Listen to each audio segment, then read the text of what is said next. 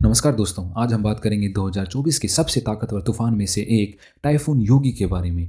योगी Asia में इस साल का सबसे शक्तिशाली तूफान रहा है और पूरे विश्व में दूसरा सबसे ताकतवर तूफान, जो केवल हरिकेन बेरल से कमजोर था। योगी ने कई देशों को प्रभावित किया है, जिनमें फिलीपींस, चीन, लाओस, म्यांमार, थाईलैंड और सबसे ज़्यादा वियतनाम शामिल है। आज हम इस तूफान के असर, इसकी संरचना और इससे जुड़े महत्वपूर्ण तथ्यों पर गहराई से जांच करेंगे। तो दोस्तों, वियतनाम को इस तूफान ने सबसे ज़्यादा नुकसान हुआ है, जहां पर मरने वालों की संख्या लगभग 233 पहुंच चुकी है। सिर्फ वियतनाम ही नहीं, इस तूफान ने कुल मिलाकर सभी देशों में 300 से अधिक लोगों की जान ली है और कई लोग अभी भी लापता हैं। तूफान के बाद भी खतरे बने हुए हैं, खासकर बाढ़ और लैंडस्लाइड जैसी आपदाएं। इससे साफ है कि इसका असर अभी भी समाप्त नहीं हुआ है।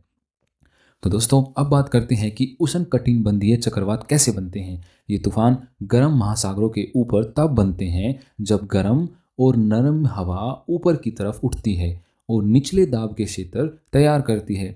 जब यह हवा उठती है तो उसके स्थान पर आसपास की ठंडी हवा अंदर की तरफ खिंचती है और बादलों और तूफानी गतिविधियों का निर्माण करती है। महासागरों की गर्मी और नमी तूफान को और ज़्यादा शक्तिशाली बनाती है। तो दोस्तों, इससे आपको आइडिया मिल गया होगा कि जो अपनी फॉर्मेशन ऑफ ट्रॉपिकल साइक्लोन्स है वो कैसे होती है। महासागरों की गर्मी और जो नमी होती है वही इस तूफान को सबसे ज़्यादा शक्तिशाली बनाती है।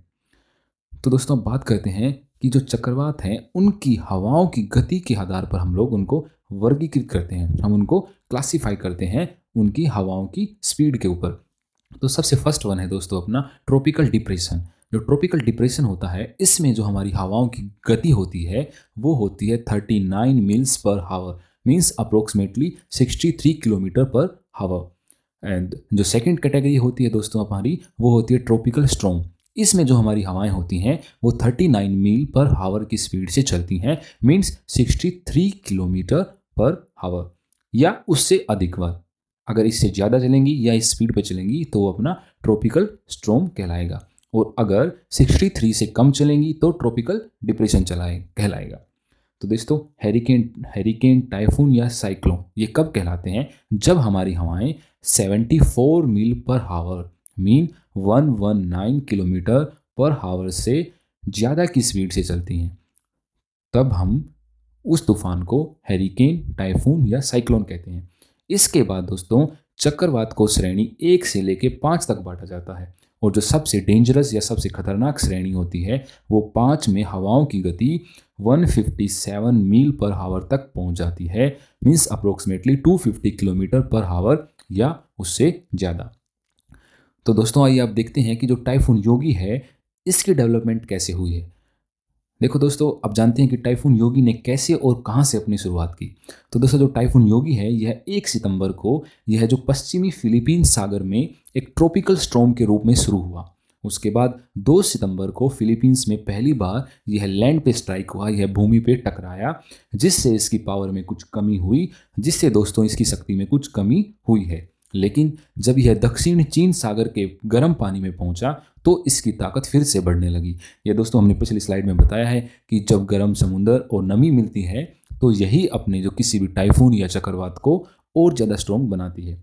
इसके बाद दोस्तों 5 सितंबर को यह कैटेगरी 5 के तूफान में बदल गया, और जिसमें हवाओं की गति 260 पर किलोमीटर हावर तक 260 किलोमीटर पर हावर तक पहुंच गई।